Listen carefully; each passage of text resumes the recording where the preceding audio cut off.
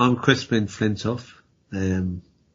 I've just realised that on the left, or any opposition to what's going on with the government and the Conservatives or Labour parties who are governing us, is very weak at the moment.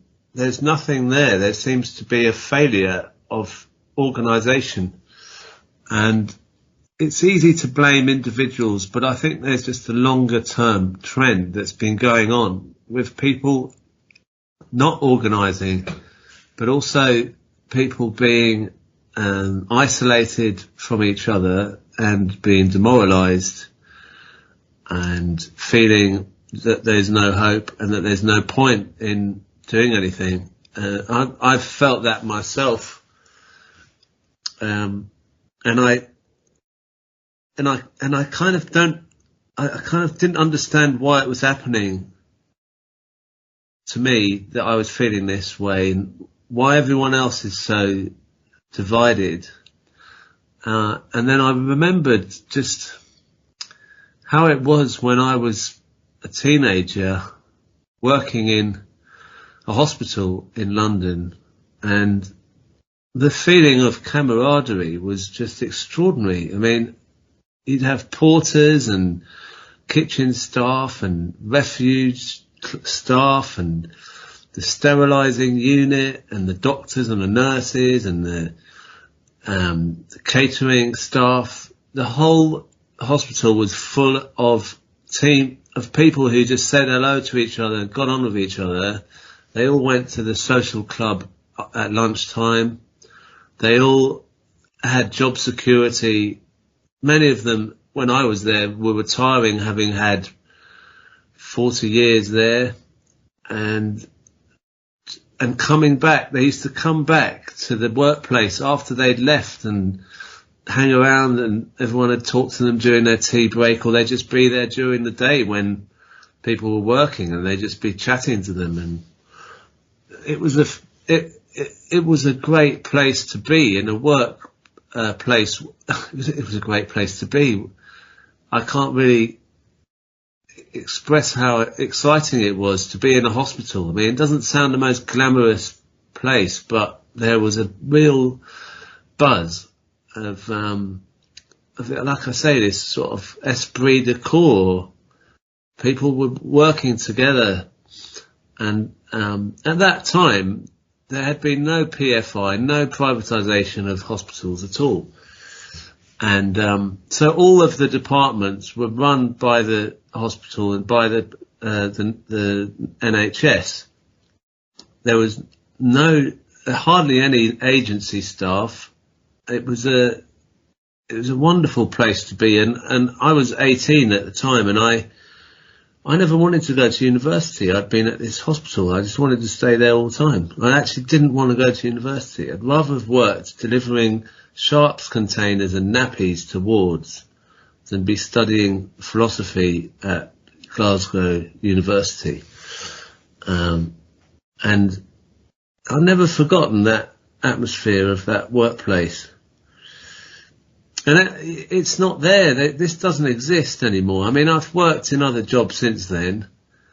I've worked in a supermarket. I've worked in offices where I've been a sub-editor, and I've had some kind of job security until about the mid-2000s. They started then to really give people the fear of their job going. Lots of kind of cost-cutting stuff. How much paper are we using? All these kind of things. But the fear of redundancy was hanging over people in all the workplaces I was at from the 2000s. And after that, I've seen 6 months contracts is the regular best you'll get.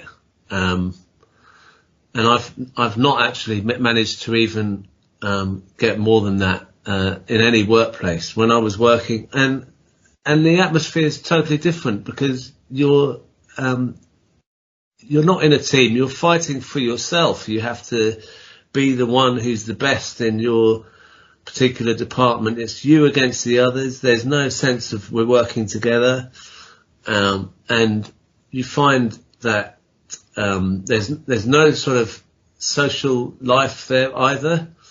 So you're kind of pushed into isolation against each other, which to me is it's just not going to make people feel happy, or it's not going to make people feel part of a team or part of a community at work. And I can't help thinking that this is a deliberate policy to get people to fight for themselves against each other at work and not have this kind of teamwork that I described in the hospital. And everything is about competition. I mean, that's, I suppose, what capitalism is about. They always talk about competition is the best for us. But it's not really the best for human beings. It doesn't even bring the best service or the best prices, or it's a total myth about competition. And I think that this is a real reason why lots of people are demoralised. Lots of people don't know what to do, and they don't feel secure. They've got no network of community or workplace.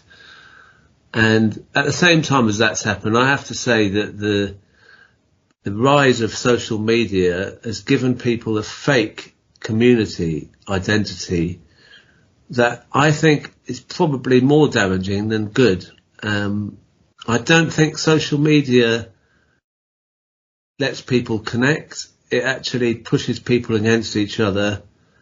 I'm sure there's some people who'll say it's really good because they get to call people cheaply or something like that. But the benefits are not outweighing the costs.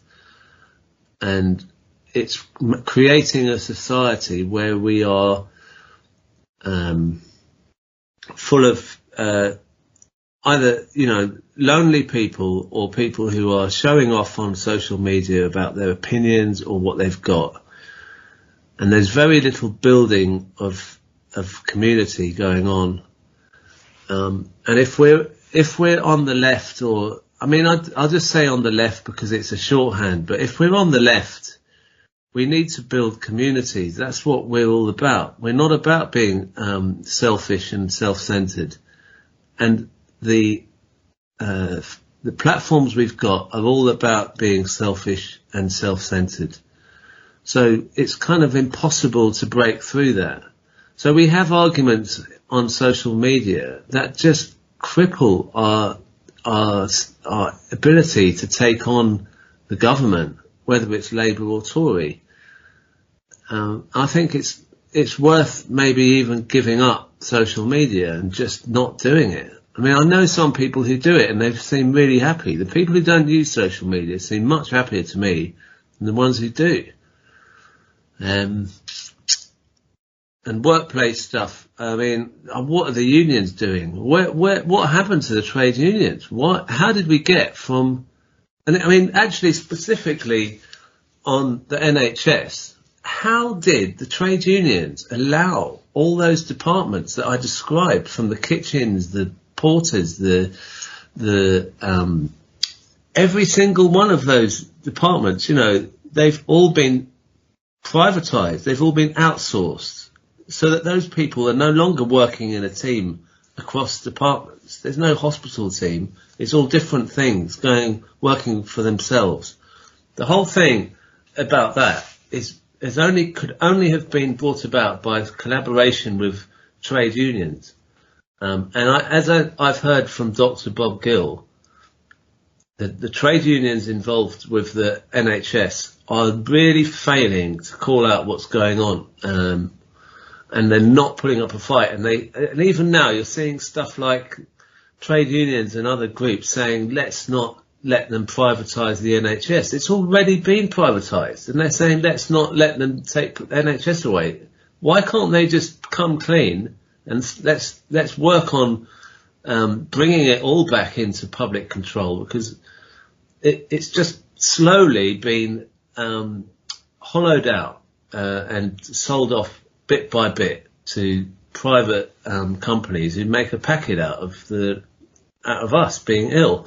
God knows how much money for example, those car parks and stuff make. Anyway, you know, the NHS is only one area, but I think it's an important illustration to me. I mean, where I worked in the late 80s, and it's totally different. If I go back to that hospital, they won't let me hang around in that department at all because they might be seen. It's just incredible how kind of scary the workplace is now.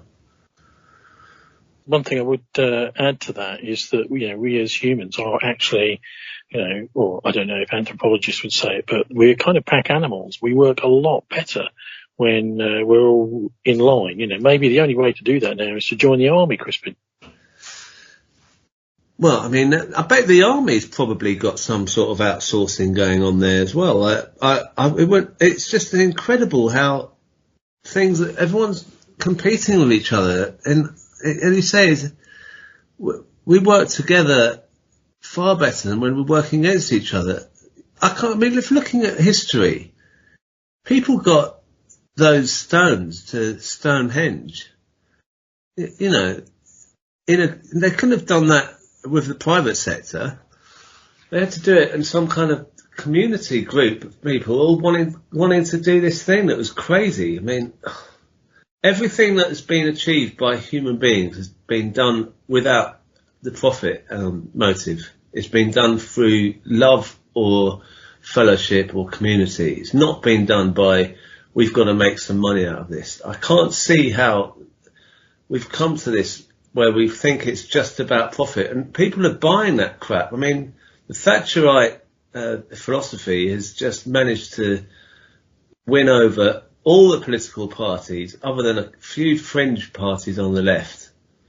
It's a terrible situation we're in, and I think it's deeper than people think. That people like to concentrate on personalities because that's what we're given by social media. We're told it's about Corbyn or Galloway or whatever, and it's not. It's deeper than that. And the thing that the person I miss at the moment is Tony Benn, because you know he would be 100 years old this next week. He was someone who would be able to see what was happening in the history of society and put it in context.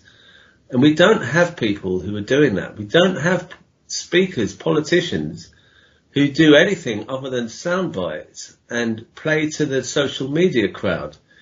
And I mean, Tony Benn was lucky enough not to have been on Facebook or Twitter. As far as I know, I don't even know if he did any.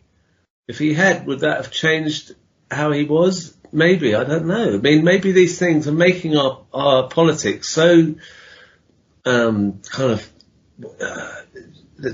culture is everything has to be immediate and instant, and everyone's got to say something that goes with whatever the particular line is and whatever they think the population like to hear, rather than saying something deep and meaningful that actually might challenge people.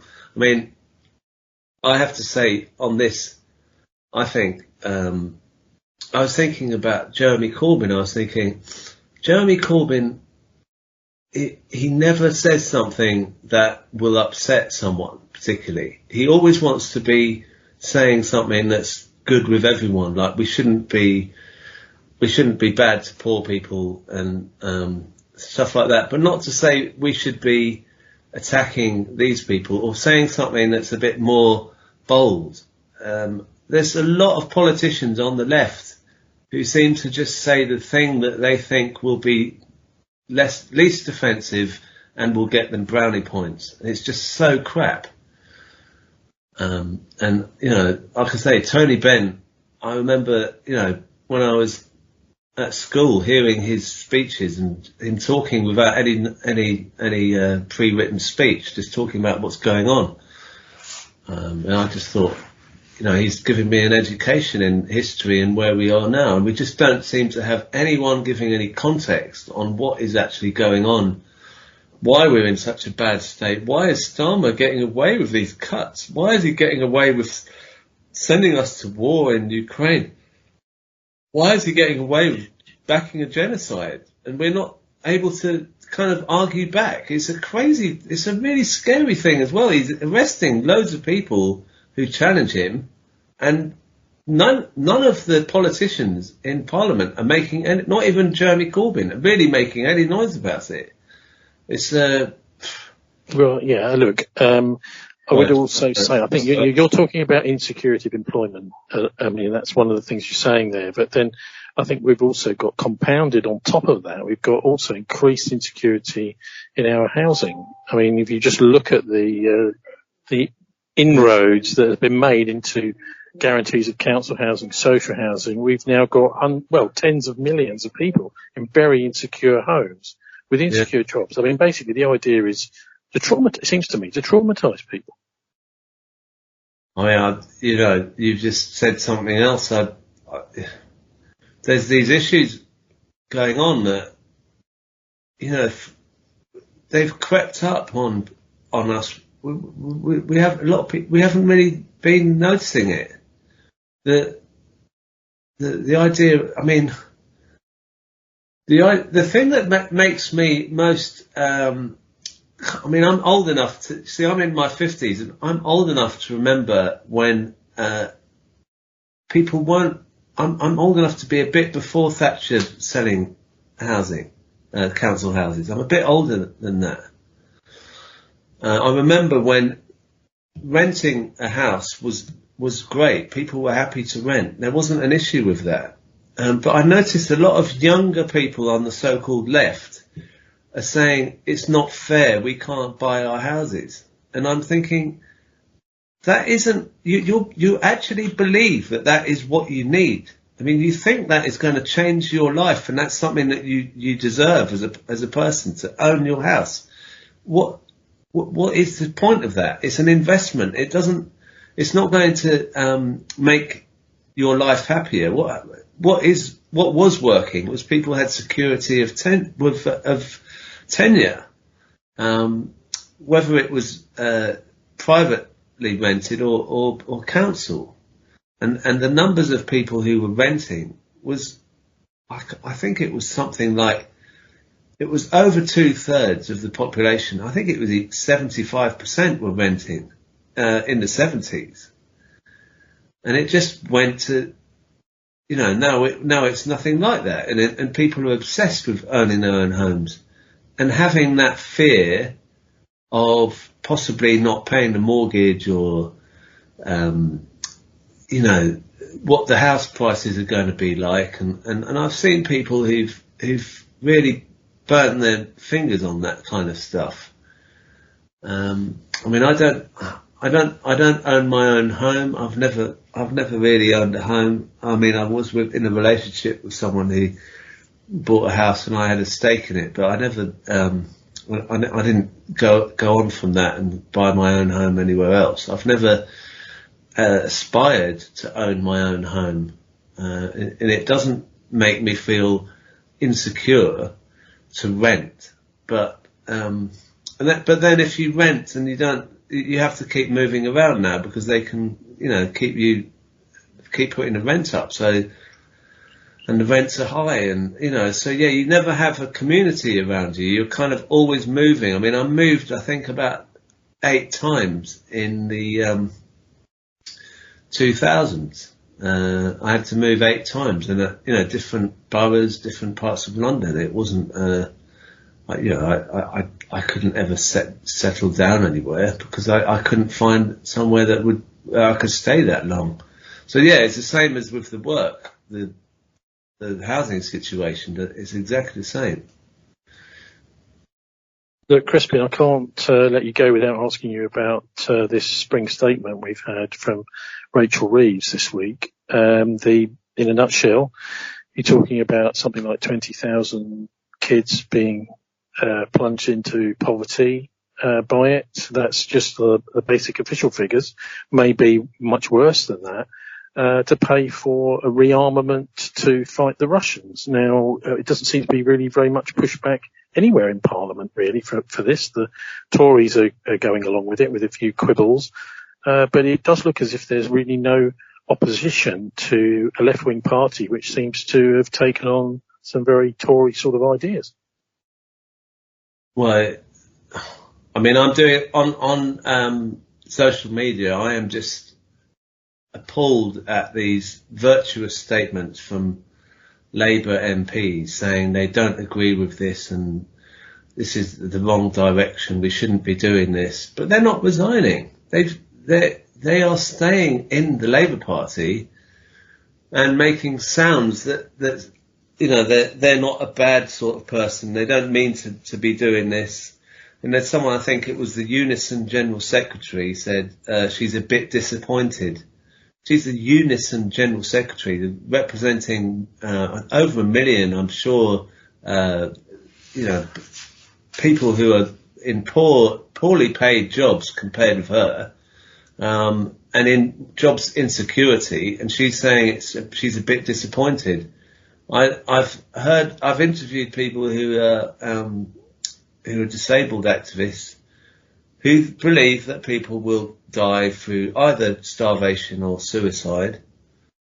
And we've already had, in the last, since John Major's government, I would say thousands of people have been killed by cuts to disability benefits and the threats of sanctions and stuff like that. And the contempt they've got for people who are, you know, who have had misfortune in some way to be unable to work.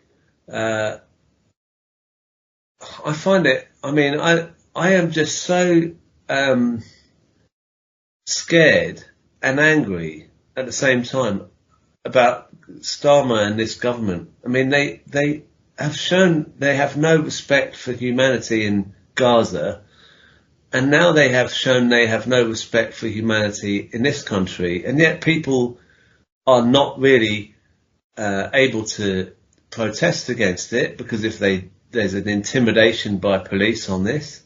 The media are right behind him. He's got all of them just doing whatever he wants. They never give the views of anyone who's in opposition, who's really in opposition. They only give the views of virtue signalling MPs. They don't give views of people who are actually going to die and on the edge on this. It is, you know, I thought Starmer was going to be bad, but he's much worse than I imagined. And the war in Ukraine, what on earth are we doing? And there's no point in this thing. Russia is not going to suddenly give up this claim to that territory, which is only the Russian-speaking part of Ukraine. They've got no interest in any other part of Ukraine. The idea that they want to come into Poland is nonsense. And the fact that the media are not calling it out, I mean, it's just the media is such a joke. And the social media stuff as well. The algorithms are biased against anyone who's telling the truth about what's happening. And the fact that we think we've got social media as well, I mean, I'm beginning to think social media is the biggest con, that we spend so much time thinking, oh, we're going to put tweets out that tell the people really what's going on, and only 1,000, 10,000, 100,000, if you're lucky, see it. And in a population of whatever, 65, 70 million, it's just, you know, where are we, what are we doing here? I just want to keep my spirits up and keep people's spirits up. I think that's all we can do, because if we've got no morale and our spirits are low, then we can't do anything. So, you know, engaging with people in whatever way we can is all we can do at the moment, until we find an answer to how we take on these, this nightmare of money running, robotic politicians, robotic media people, robotic police, robotic judges and courts. I mean, the whole thing is something that George Orwell would never have predicted. It's just terrifying. I can't go on. I could go on and on, but I don't want to depress Well, anyone. look, you're painting a picture of a dystopic picture there. I think we need a bit of light at the end of the tunnel. Have you got any? I mean, I know you say we should be talking to each other, but do you think there's any? I mean, obviously you're doing a great job with the Crispin Flintoff show in spreading a bit of rationality, some really good critiquing of what's going on. But, if someone is sitting there in their chair getting more and more depressed with what you've been saying, what have you got to say to them? Well, I mean, I can only look back at history and say that, there's been worse situations than this and we've come out of them. And I think that, I believe that there is a kind of force of nature that does save us sometimes from those people who are destroying us. They get their comeuppance. They do, because they get greedy. They start making mistakes. Let's look at 2015. They thought they'd nailed politics, but they left a tiny little chink in the wall of the citadel, and we all piled in when Jeremy Corbyn got on that ballot paper. And they had no idea what we'd do when we did that. They only have to make one little mistake and we can all pile in again, because there's so many of us and we just need a little glimmer of hope and we'll be away. And that's really what it's about. We've just got to find a tiny light and really go for it. And I'm hopeful that will happen, because all these people who try and control us, they get complacent. They lose their sense of how big and important they are, and we can exploit that. I think we can exploit that, but at the moment it doesn't look very good. But I think maybe it will. I think that's about as cheerful as I can get, I'm afraid. Okay, Crispin, where can listeners find your show? How often is it on, and whereabouts are you? I suppose you are maybe a bit less this week, but you are still on social media from time to time.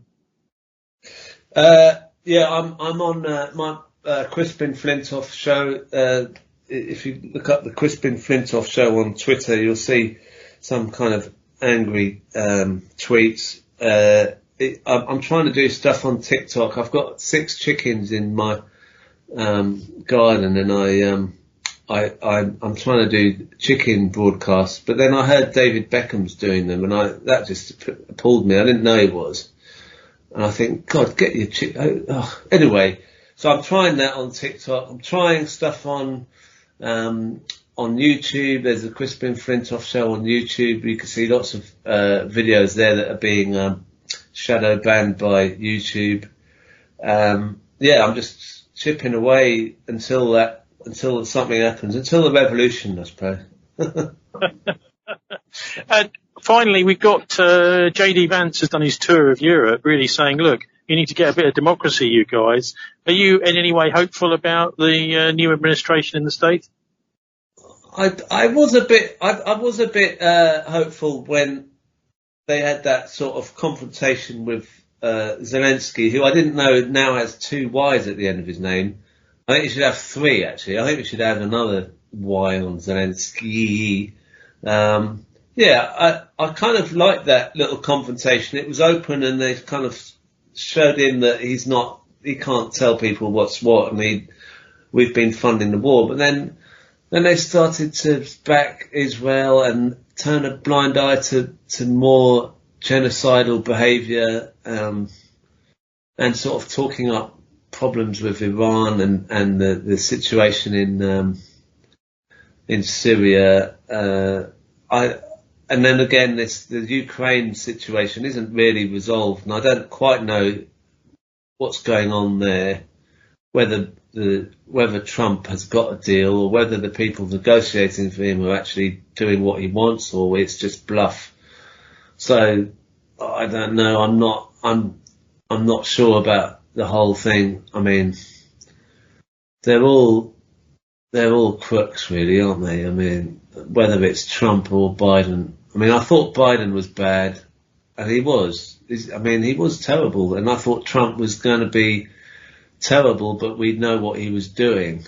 But I don't even now think that Trump's transparent in what he does. So, well, I don't think even he knows what he's doing, does he? I think he might know more than Biden did.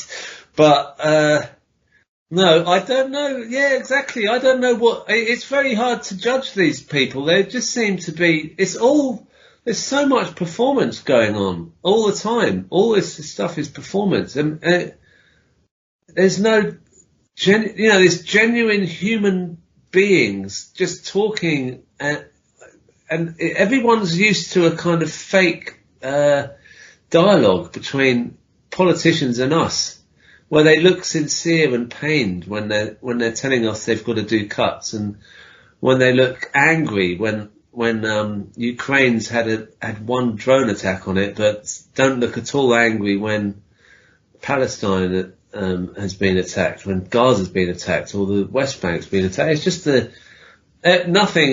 nothing's worth watching in a way, because you don't really know what it's about. It's just going to kind of befuddle you.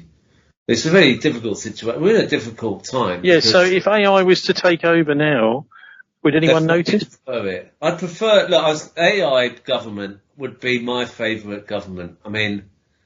As long as it wasn't the whole system wasn't set up by Musk or something.